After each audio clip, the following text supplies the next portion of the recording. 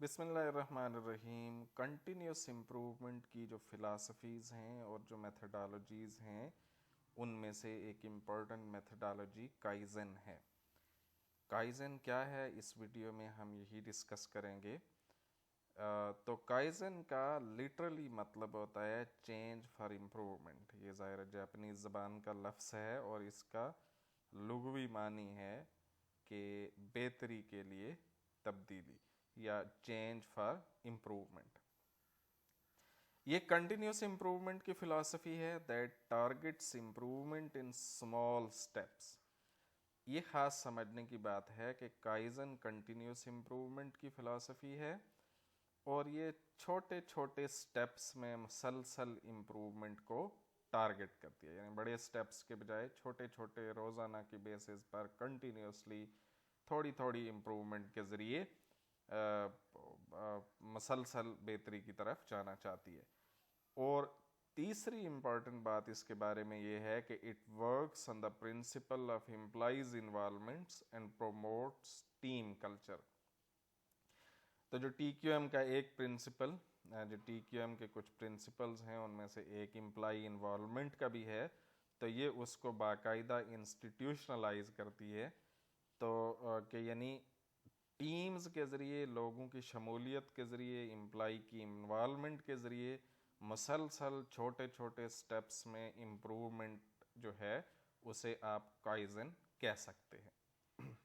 ये किस तरह से होता है ये हम अभी देखते हैं। तो ये एक तरह से क्या है, PDCA साइकिल है।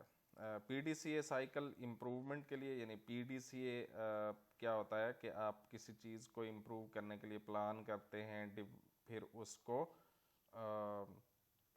डू करते हैं, यानी जो आपने प्लानिंग की होती है उसको आप एक्चुअली इम्प्लीमेंट करते हैं, फिर चेक करते हैं उसे कि जो आपने किया वो ठीक हुआ, और उसके बाद एक्ट करते हैं, उसको आप उस पर कोई एक्शन लेते हैं अगर वो ठीक नहीं हुआ, और ये साइकिल इस तरह से जारी रहता है। P for planning, P for plan, D for do, C for check और A फॉर एक्ट। और एक्ट के बाद दोबारा प्लानिंग, और इस तरह से ये इम्प्रूवमेंट, मसलसल इम्प्रूवमेंट का है। तो एक PDCA साइकिल के ज़रिए से आप थोड़ी सी इम्प्रूवमेंट करते हैं। और यहाँ पे एक देखें, ये वेज जो है वो स्टैंडर्ड का लगा हुआ है कि जब आपने इम्प्रूवमेंट कर ली किसी प्रोसेस में, फिर उसको स्टैंडर्डाइज कर दें। यानी स्टैंडर्डाइज करने से क्या मुराद है कि फ़र्ज़ कर लें आप एक प्रोसेस पहले किसी और तरीके से कर रहे थे, अब उसमें आपने कोई एक स्टेप में बेहतरी की है, तो अब उसको पूरी तरह डॉक्यूमेंट कर दें, उसको स्टैंडर्ड बना दें कि अब आइंदा से प्रोसेस इसी तरह से होगा। तो गोया ये जो PDCA साइकिल है, जो साइकिल है, ये एक दफ़ा इम्प्रूव हो गया तो उसको वापस पीछे जाने से रोकने के लिए ये आप यहाँ पे वेज लगा देते हैं। ठीक है, इस तरह से फिर एक इम्प्रूवमेंट का साइकिल चलेगा, और जो न जहाँ पे इम्प्रूव हो के नहीं पहुँचेगी, जिस जगह पर प्रोसेस या जो हमारी सूरत हाल जहाँ नई इम्प्रूवमेंट की स्टेज पर पहुँचेगी, तो उसको फिर वहाँ पे स्टैंडर्डाइज कर दें, और इस तरह से यानी मसलसल बेहतरी होती रहेगी। और साथ साथ स्टैंडर्डाइजेशन के ज़रिए से आप ये इंश्योर करते रहेंगे कि वो जो इम्प्रूवमेंट हुई है वो दोबारा वापस ना आ जाए। तो काइज़न, जैसा कि हमने कहा कि ये स्मॉल स्टेप्स में मसलसल इम्प्रूवमेंट का नाम है, ये इनोवेशन नहीं है। काइज़न जो है वो इनोवेशन नहीं है, बल्कि ये मसलसल इम्प्रूवमेंट किया। तो अगर आप इनका कंपैरिजन देखें, इनोवेशन में कोई मेजर चेंज होती है, इसमें हाई इन्वेस्टमेंट चाहिए होती है, उसमें एंटरप्रेन्योरियल रिस्क इन्वॉल्व होता है, उसके लिए स्पेशलाइज्ड टीम्स चाहिए होती हैं, लॉन्ग टर्म होती है, और मैनेजमेंट का डिसीजन उसके लिए करना पड़ता है। यानी आपका प्रोसेस इस तरह से चल रहा होता है, आप उसमें कोई इनोवेशन लेकर आते हैं, वो एकदम ऊपर जाता है और फिर एक नई जगह जाके स्टेबल हो जाता है। जबकि इसके बरक्स जो काइज़न है वो मसलसल इम्प्रूवमेंट है, यानी इसमें कोई मेजर जो है वो जंप नहीं आता, बल्कि मसलसल छोटे छोटे स्टेप्स में मसलसल बेहतरी की तरफ जाती है। और इसका क्या है कि ये स्मॉल स्टेप्स में होता है, लो इन्वेस्टमेंट है, यानी छोटी छोटी आप इम्प्रूवमेंट करते जाते हैं, कोई ख़ास रिस्क नहीं है, लोग इसमें इन्वॉल्व होते हैं, शॉर्ट टर्म है यानी थोड़ी थोड़ी शॉर्ट टर्म के लिए आप करते जाते हैं, team decision approved by management, और इसमें टीम इन्वॉल्व होती है और जिसको मैनेजमेंट अप्रूव करती है। तो ये अगर देखें इनोवेशन में और काइजन में ये फ़र्क है कि इनोवेशन में एक जगह चीज़ चल रही होती है प्रोसेस, फिर उसमें आप एकदम मेजर चेंज आता है, इम्प्रूवमेंट आती है और फिर वो स्टेबल हो जाता है, जबकि काइजन का एक ना ख़त्म होने वाला इम्प्रूवमेंट का प्रोसेस हमेशा चलता रहता है। अच्छा, यहाँ पे इसके कहने का मतलब ये नहीं है कि इनोवेशन कोई बुरी चीज़ है और उसके बरक्स काइजन अच्छी चीज़ है। आम तौर पर रूटीन के प्रोसेसेस के लिए काइजन ही इम्पोर्टेंट है, लेकिन जाहिर है इनोवेशन भी एक चीज़ है, किसी सिचुएशन में वो इससे बेहतर डिसीजन हो सकता है। ओके, अब सवाल ये है कि आप इम्प्रूव क्या करेंगे, यानी आप वर्क प्लेस पे काम कर रहे हैं जहाँ पे लोग वो किन किन चीज़ों को इम्प्रूव कर सकते हैं, क्या एरियाज़ को। तो किसी भी चीज़ को इम्प्रूव, किसी भी एस्पेक्ट को इम्प्रूव किया जा सकता है। गाइडलाइन के तौर पर 4 केस हैं जो कहा जाता है कि ये 4 जो केस हैं ना, इन पर नज़र रखनी चाहिए और इसमें जो चीज़ नज़र आए उसको इम्प्रूव कर देना चाहिए। उनमें से एक है जी कोसाई, ये है जी थिंग्स दैट स्मेल बैड, अगर किसी जगह बुरी स्मेल आ रही है तो उसे इम्प्रूव करें। दूसरा है जी कित्सुई, things that are hard to do or in dark areas, जो चीज़ें मुश्किल हैं करने में या डार्क एरियाज में हैं उनको आप इम्प्रूव करने की कोशिश कर सकते हैं। और इसी तरह से किटानाई है, थिंग्स दैट आर डर्टी, अगर किसी जगह कोई चीज़ें डर्टी हो रही हैं तो उन्हें इम्प्रूव किया जा सकता है काइजन के ज़रिए से। और फिर काइकिन है, थिंग्स दैट आर डेंजरस, और जो वर्क प्लेस में जो डेंजरस चीज़ें हैं उनको किया जा सकता है। अच्छा, ये मेजर गाइडलाइन के लिए है कि आपको इन 4 एरियाज़ पर नज़र रखनी चाहिए। इसका मतलब ये नहीं है कि इसके अलावा जो बाकी चीज़ें हैं वो आपने इम्प्रूव नहीं करनी। किसी भी एस्पेक्ट को काइजन की मेथडोलॉजी के ज़रिए से, इसकी फ़िलासफ़ी के ज़रिए से इम्प्रूव किया जा सकता है, यानी प्रोसेस के किसी भी एस्पेक्ट को। अच्छा, इसके लिए आम तौर पर जो इसकी एक जो डिप्लॉयमेंट होती है काइजन की, वो क्वालिटी सर्कल के ज़रिए से होती है। वो क्या है जी? Quality circles are small group of workers 3 to 12 working on the same task. ऐसे लोगों का ये ग्रुप होता है जो एक ही काम कर रहे होते हैं। मिसाल के तौर पर देखें ना कि जहाँ अगर कोई वर्क प्लेस है, कोई फैक्ट्री है,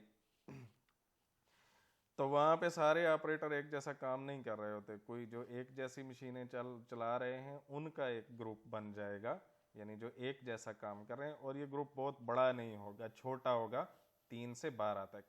दे voluntarily meet on intervals to discuss the problems faced by them and find solutions. अच्छा, और फिर ये वॉलंटरीली होता है, यानी ऑर्डर नहीं होता ऊपर से कि आपने फलां दिन को मिलना है और यूं करना है और वो करना है। तो ये क्वालिटी जो है, बल्कि वो वॉलंटरीली अपनी मर्जी से, यानी उसमें ये नहीं होता कि सब लोग मिलेंगे ये वो। अगर एक जगह पे 50 लोग हैं तो उनमें से जो वॉलंटरी बेसिस पे मिलना चाहते हैं, इस प्रोसेस का हिस्सा बनना चाहते हैं, वो बनेंगे। और इन सर्कल्स को पॉपुलराइज किया था डॉक्टर कारो इशिकावा ने।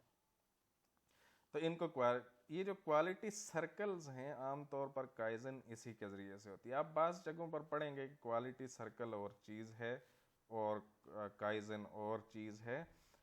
ये बात किसी हद तक दुरुस्त भी है, यानी जो काइजन है उसमें ज़रूरी नहीं कि क्वालिटी सर्कल ही हो। यानी क्वालिटी सर्कल की खसूसियत ये होती है कि इसमें छोटे छोटे ग्रुप होते हैं लोगों के, और वही लोग होते हैं जो कि एक जैसा काम कर रहे हैं। यानी एक जगह कोई एक मशीन चलाने वाले जो ऑपरेटर्स हैं वो सारे के सारे जितने हैं उनमें से कुछ लोग वॉलंटरीली आपस में मिलेंगे और डिस्कस करेंगे। एक कहेगा मुझे ये प्रॉब्लम पेश आ रहा है, दूसरा कहेगा अच्छा मुझे भी आ रहा था, मैंने इसको ये किया था हल उसका।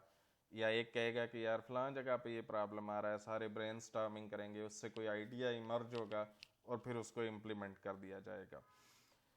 तो टेक्निकली काइजन के लिए ये ज़रूरी नहीं है कि सिर्फ एक ही किस्म के लोग हों या वो इसी तरह छोटी सी टीम की शक्ल में हों।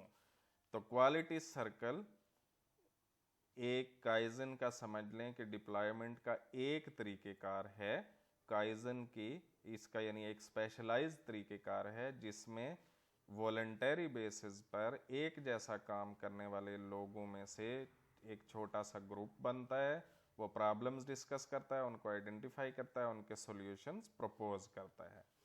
ये एक केस है काइजन का, यानी एक स्पेशलाइज्ड केस है जिसके ज़रिए से क्वालिटी सर्कल, ठीक है। लेकिन अभी हम और मिसालें देखते हैं कि काइजन के लिए सिर्फ क्वालिटी सर्कल्स के ज़रिए से ही नहीं होती, बल्कि क्वालिटी सर्कल से डिफरेंट तरीक़ों से भी हो सकती है। काइजन का बेसिक मकसद क्या है कि मसलसल इम्प्रूवमेंट होनी है और लोगों की इन्वॉल्वमेंट से होनी है। तो इसकी एक एग्जांपल मिसाल के तौर पर ये है कि an overhead chain assembly line is populated by 35 workers. Each person can stop the line when he or she sees an opportunity for improvement. तो उस लाइन को कोई भी, उन 35 में से कोई भी बंदा जब भी उसे कोई नज़र आए कि यहाँ पे इम्प्रूवमेंट की ज़रूरत है, वो लाइन रोक सकता है। A clock that is visible to all is set at 12 at the start of each shift and runs only when the line is stopped for these improvements.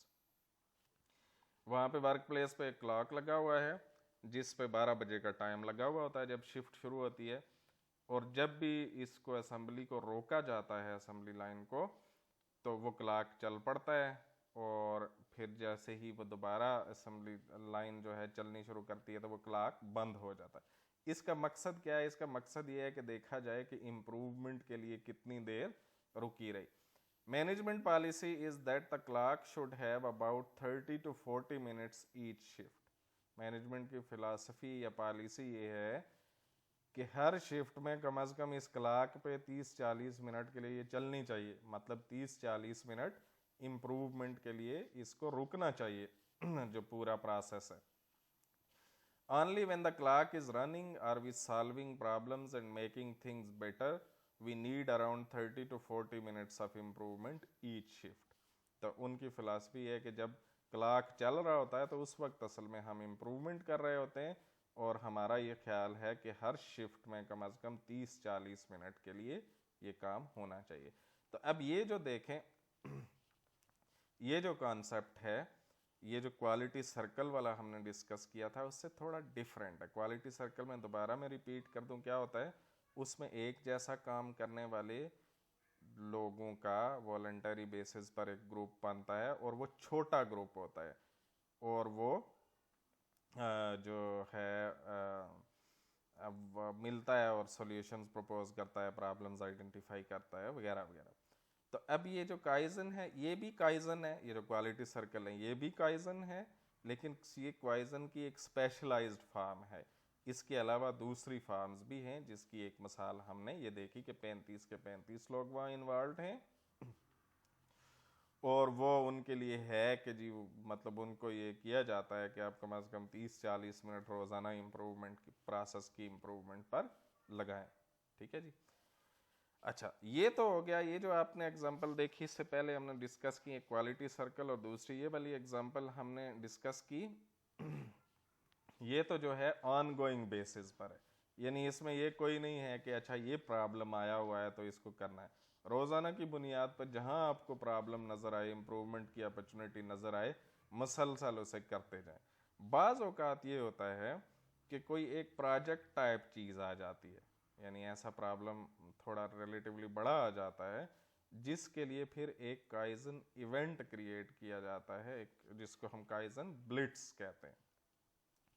Kaizen Blitz is performed by a team in a short amount of time, usually a few days.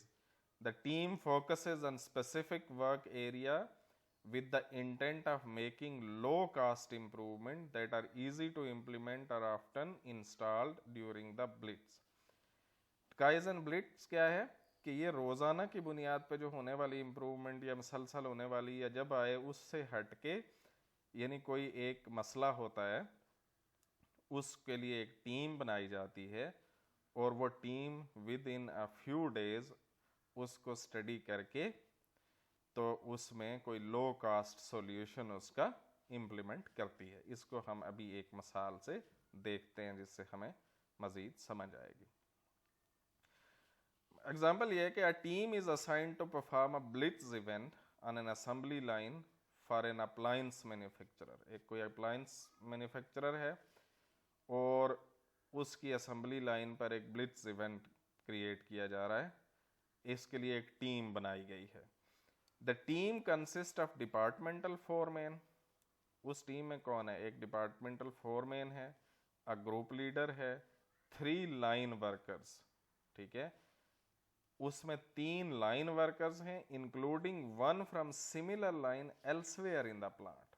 अच्छा, ये भी important बात है कि यानी उसमें 3 workers हैं, 2 workers तो उसी जगह के हैं जहाँ पे इम्प्रूवमेंट करने की कोशिश की जा रही है। एक वर्कर वैसा ही काम करने वाला लेकिन उसी प्लांट पे दूसरी किसी जगह पे काम कर रहा है, उसको भी शामिल किया गया है। इसको क्यों दूसरी जगह से शामिल करने की हिकमत क्या है कि ताकि वो वहाँ पर वो बाहर से एक आउटसाइडर पर्सपेक्टिव लेकर आ सके। 1 engineer with assembly line responsibilities.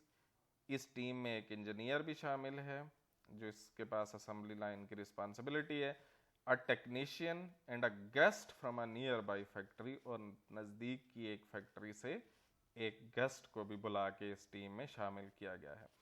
तो अब ये देखें, ये जो उससे पिछला जो वाकया था, यानी जो आपका एक ही जगह जहाँ पे काम हो रहा है वहाँ पे ऑनगोइंग बेसिस पे रोज़ाना इम्प्रूवमेंट की हो रही है, ये अब एक स्पेशल प्रोजेक्ट टाइप एक्टिविटी हो रही है जिसमें एक मसला आ रहा है और उसको इम्प्रूव करने के लिए एक पूरी टीम बनाई गई है। और अनलाइक क्वालिटी सर्कल्स जिसमें हमने कहा था कि एक ही जैसे काम करने वाले लोग होंगे, इसमें अब कितने शामिल हो गए हैं? इसमें मुख्तलिफ तरह के, इसमें इंजीनियर भी है, फोरमैन भी है, ग्रुप लीडर भी है और टेक्नीशियन भी है, एक गेस्ट भी है और एक दूसरी जगह से आया हुआ वर्कर भी है। ये सब की एक टीम बनाई गई है। अब क्या हुआ जी, ये टीम बन गई। After introductory training, communication of the ground rules and expectation and a discussion of previous kaizen events. यानी पहले ट्रेनिंग हुई, कुछ डिस्कशन हुई कि क्या एक्सपेक्टेशंस हैं, पहले कौन कौन से काइजन इवेंट्स हो चुके हैं। The team proceeds to observation phase which takes about 3 hours. अब ये टीम क्या करती है, ये सारी की सारी वो असेंबली लाइन पे जाती है और चीज़ों को ऑब्जर्व करती है। Special attention is given to material handling and resupply, availability of tools and motion by individual workers। खास तौर पर वो ये देखते हैं टीम कि मटेरियल हैंडलिंग कैसे हो रही है, रीसप्लाई कैसे हो रही है, टूल्स कौन कौन से अवेलेबल हैं और लोग कैसे मूव कर रहे हैं। The team then splits into sub team. ये जो टीम जिसमें कोई 8-10 बंदे थे, अब ये इसकी सब टीम्स बन जाती हैं, यानी इसमें से कुछ अंदर से छोटी टीम्स बना दी जाती हैं। 2 of the sub teams will work on a specific resupply problem। अब उनमें से जो सब टीम्स बनी उनमें से 2 टीम्स जो हैं रीसप्लाई की प्रॉब्लम पर काम करेंगी। 1 will work with work place organisation and clutter. दूसरी जो है वर्क प्लेस किस तरह से ऑर्गेनाइज की गई है और वहाँ पे कितना एक क्लटर, यानी कितना एक क्लटर क्या होता है कि जो मतलब बेतरतीबी से चीज़ें पड़ी हुई हैं, इस मसले को देखेगी। And a 4th will examine the need for better flow of सब असेंबलीज टू द लाइन। और चौथी जो है वो सब असेंबलीज की जो फ्लो है उस पर काम करेगी, यानी एक मेन असेंबली लाइन है और उसके साथ जितनी सब असेंबलीज हैं उनकी पर काम करेगी। देखें, टीम ने पहले आई, इकट्ठी की गई, उसको ट्रेनिंग की गई, इंट्रोड्यूस करवाया गया, एक्सपेक्टेशन बनाई गई, फिर वो ऑब्जर्वेशन के लिए गए, फिर उन्होंने ऑब्जर्वेशन के दौरान कुछ प्रॉब्लम्स आइडेंटिफाई किए और फिर उन प्रॉब्लम्स पर काम करने के लिए उसी टीम के अंदर से छोटी छोटी टीम्स बना दी गई। फिर उन्होंने काम करके चंद दिनों में जो किया, the results of this blitz event included better design and positioning of material racks. तो उसमें जो लोग यानी ऑर्गेनाइजेशन और क्लटर पर काम कर रहे थे, तो उसके बाद उन्होंने जो कुछ कहा उसके नतीजे में बेटर डिज़ाइन और पोजीशनिंग, जो रैक्स हैं मटेरियल के उनकी डिज़ाइन बेहतर हो गया, उनकी पोजीशनिंग बेहतर हो गई, with the stock room responsible for making sure that next item on the rack is the next item needed on the line. और स्टॉक रूम जो है अब उसको ये कहा गया कि इसको अरेंज इस तरह से करना है कि जो यानी जो आइटम्स हैं उनको इस तरतीब में रखें जिस तरतीब से वो असेंबली लाइन पर ज़रूरत पड़ेंगे। This is especially important when the schedule calls for a model chain. New routes for the resupply personnel were defined. जो resupply करने वाले लोग आ रहे थे वो जिधर जिधर से आ रहे थे उनके रास्ते बदल दिए गए कि नहीं आप इधर से बाकी लोगों को अवॉइड करके तो सीधे साफ रास्ते से आना है। Designated areas for sub assemblies were signed and painted. सब असेंबली के जो एरिया थे उनको साइन कर दिया गया और पेंट कर दिया गया, यानी उन पर साइन लगा दिए गए और पेंट कर दिया गया। Standard work issues were resolved and documented so that some assemblers now have slightly modified jobs that will make downstream function more efficient. इसी तरह से कुछ जो लोगों की जॉब डिस्क्रिप्शन भी थोड़ी सी चेंज हो गई। मटेरियल स्टोरेज रैक्स वर रीडिज़ाइंड और मटेरियल स्टोरेज रैक्स जो थे वो रीडिज़ाइन कर दिए गए। ये सारे के सारे क्या हुआ, इस काइजन ब्लिट्स के नतीजे में सारे काम हुए हैं। तो ये हमारी डिस्कशन थी, हम एक दफ़ा दोबारा कर लेते हैं। काइजन असल में क्या है? काइजन मसलसल इम्प्रूवमेंट की फ़िलासफ़ी है और वो मसलसल इम्प्रूवमेंट लो कास्ट रोज़ाना और लोगों की इन्वॉल्वमेंट से होनी है। हमने कहा कि ये फ़िलासफ़ी है कि ओवरऑल इम्प्रूवमेंट लोगों की इन्वॉल्वमेंट से होनी चाहिए।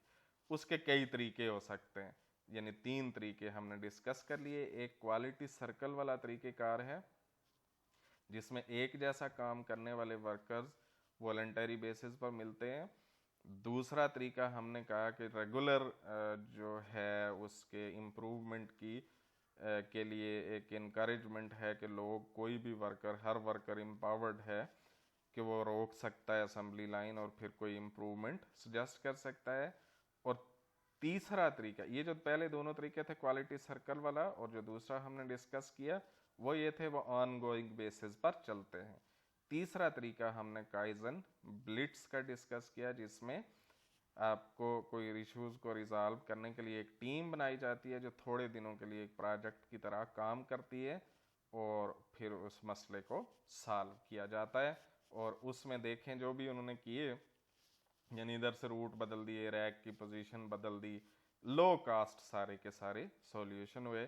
तो फिलॉसफी ये है कि इस तरह लोगों की इन्वॉल्वमेंट से जब होगा काम तो एक तो लोग उसमें एम्पावर्ड फील करेंगे, वो उसकी ओनरशिप महसूस करेंगे, वो खुश होंगे और वो उस काम को ज़्यादा ऑन करेंगे। दूसरा ये है कि ये इंतज़ार करने के बजाय कि हम थोड़े अरसे के बाद एक लंबी इनोवेशन करेंगे, बाहर से कोई कंसल्टेंट बुलाएंगे, जो वही पे विजडम है मौजूद वर्कर्स की, उसी को इस्तेमाल करते हुए मसलसल इम्प्रूवमेंट की तरफ जाया जाए।